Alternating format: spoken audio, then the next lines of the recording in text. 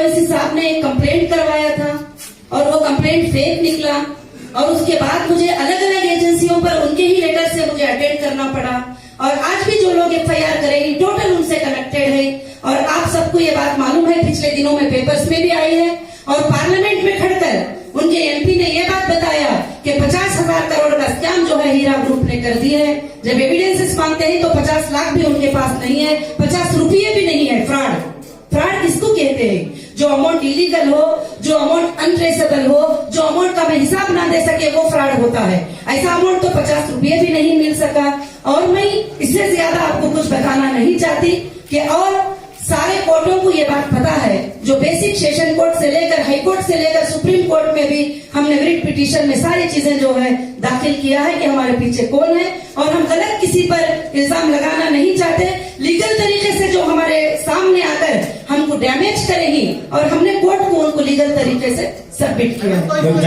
Interest तो आप देखते हैं कि जैसे हमारी टौली चौकी की लैंड है, जो बहुत बड़ी एक लैंड है, उसके ऊपर मैं अरेस्ट होने के बाद ईडी के अटैचमेंट के बाद उस पर बड़े बड़े बिल्डिंग कंस्ट्रक्शन हो गए। क्यों?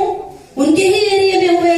बाकी मेरे प्रॉपर्टीज बंजारा हिल में है, बाकी मेरे हाफिजेस बंजारा हिल्स में है, बाकी मेरे प्रॉपर्टीज कुकटपल्ली में है, बाकी मेरे प्रॉपर्टीज हर जगह ही। वहां पर कोई हिम्मत नहीं कर सके डोर के तरफ नजर भी उठाने की, मगर उनके एरिया में जो है वहां पर मेरे घरों में घुसे और जैसे एचएस रेसिडेंसी है और बहुत सारे जगह पर वहां पर मेरे चीजों पर जुल्म के साथ जो है उस पर प्रॉपर्टीज पर कंस्ट्रक्शन किया गया। बहुत सारे जुल्म हुए और मैं जो अंदर जो तकलीफ पहुंची है वो मैं आपके सामने खुलकर नहीं बता सकती। जो उतनी तकलीफ मुझे 2012 से लेकर 2018 तक जो दिए और 2018 से 2021 तक जो तकलीफ को मैं फेस की हूँ वो सिर्फ मेरा अल्लाह जानता है और मैं जानती हूँ। और आप समझ सकते हैं कि एक औरत पर इतना बड़ा प्रेशर होगा तो उसके लिए कैसी तकलीफ होगी। मुझे देखो उनके पीछे मैंने कभी नहीं सोचा था कि वो मेरे पीछे होंगे, मगर उनके लीगल एफआईआर, उनका साइन, उनके डॉक्यूमेंट्स, उनके परफेक्ट चीजें देख करके जैसे एफआईआर में कहते हैं इनको चेक करो, ये कंपनी ऐसी है, ये फ्रॉड है, फलाना है, फलाना है।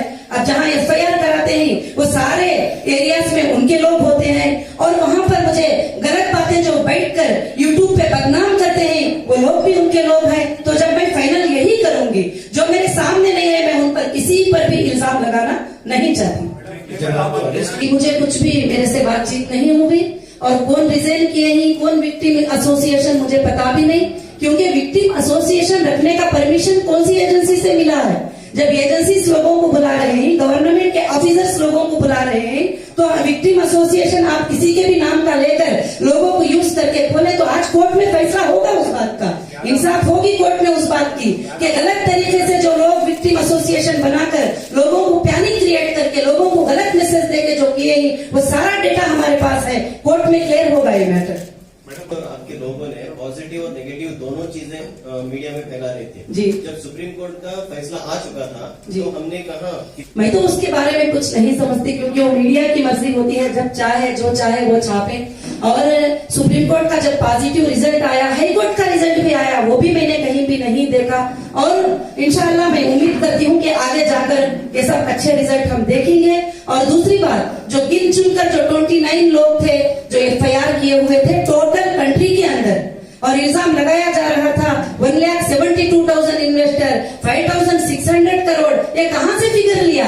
मेरे इनकम टैक्स की आईटी रिटर्न फाइल से 2-3 इयर्स का फिगर लेकर उन्होंने स्कैम बना दिया। जो इनकम टैक्स में लीगल सबमिट किया हुआ है मैंने टोटल चीजें, उसको फिगर को जो है स्कैम बताकर हर पेपर में, मैं हर अखबार में ये बात देख रही थी। मैं चाहती हूँ कि फैक्ट को एक बार चेक करें, सच्चाई को एक बार चेक करें, क्योंकि ये ऐसा नहीं था जो बता रहे थे और फैक्ट को हाइड करना चाहते थे, सच्चाई को छुपाना चाहते थे। मगर ऊपर वाले का एहसान हुआ कि मुझे वापस मौका दिया कि मैं सच्चाई को आपके सामने बयान करूं। काफी हमें ट्रेनिंग कॉल्स आए थे जी, मैं किसी का कॉल पे रिसीव नहीं किया, मैंने किसी से जी जो एफआईआर कराए थे वही थे, जो 2012 से मुझे सता रहे थे उनकी ही इमेज थे। और जो है जो भी ग्रुप था वो ओवैसी साहब के तरफ से ही वो ग्रुप था जो मुझे सता रहा था और हमेशा ट्रेडिंग कॉल्स करते थे, हमें बिजनेस करने नहीं देते थे। हमारे शोरूमों में जाने के वक्त में वहां पर कुछ इस तरीके के लोग आके खड़े हो जाते थे जो हमेशा परेशान करते थे हमारे लेडीज को, हमारे स्टाफ को। हमने कंप्लेंट भी किया बंजारा हिल पुलिस स्टेशन में, हमने कंप्लेंट भी किया हिमायत नगर पुलिस स्टेशन में, हमने कंप्लेंट किया, मगर वो कंप्लेंट पे कोई भी असर नहीं होता। 10 डेज में उनको क्लियर शीट मिल जाती है, ना इन्वेस्टिगेशन होता, ना उनको अरेस्ट किया जाता। तो फिर हमने छोड़ दिए और कोर्ट को जो है परफेक्टली कोर्ट में जो है वो चीज को ये करना शुरू किए। और जो जो हमें आए हैं वो ऑडियो के साथ और हम लोग प्रूफ के साथ, कॉलिंग रिकॉर्डिंग के साथ हमने कोर्ट्स में सबमिट किया है। कितना पैसे पूछे थे? कितना पैसे पूछे? ब्लैकमेल कर रहे थे, एक्स्ट्रा कितने पैसे करके बोले नहीं, कभी 20 करोड़ डिमांड किए, कभी 50 करोड़ के डिमांड किए, कभी बोले ये लैंड हमारे को दे दो, और कभी बोले ये मीटिंग कर लो। बहुत सारी चीजें हैं जो मैंने सबमिट किया है कोर्ट में।